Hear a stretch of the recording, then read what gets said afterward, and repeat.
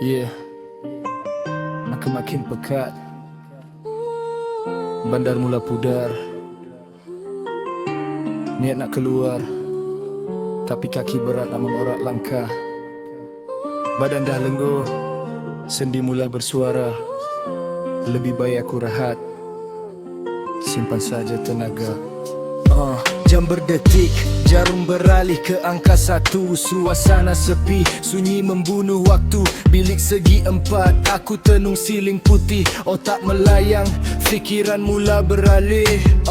Bosan mencengkam jiwa, rasa terkurung. Macam pungguk merindukan bulan yang agung. Rasa nak keluar, pusing Kuala Lumpur. Cari angin malam, lari dari katil tilam yang uzur. Tapi poket kosong, tak bukan pasal duit, cuma nak panggil kawan. Talian semua senyap sunyi. Seorang dah kahwin, seorang lagi dah hanyut. Seorang dalam mimpi, seorang lagi tak sahut. Nak gerak solo, rasa macam kurang lepas tu sedar diri sendiri pun dah lumpuh.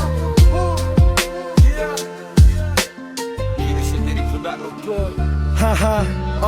Malam makin pekat, bandar mula pudar. Niat nak keluar tapi kaki berat nak mengorak langkah. Badan dah lenggu, sendi mula bersuara. Lebih baik aku rehat, simpan saja tenaga. Biarkan malam berlalu dengan tenang. Esok siang hari, giliran kita pula menang.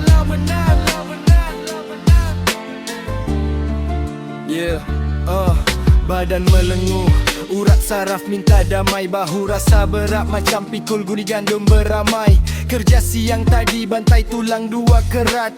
Bila malam tiba jasad mula minta syarat. Letak tepi kunci kereta, gantung balik jaket. Tak payah nak acah layan, nak rembat paket. Fikir balik, apa ada kat luar sana?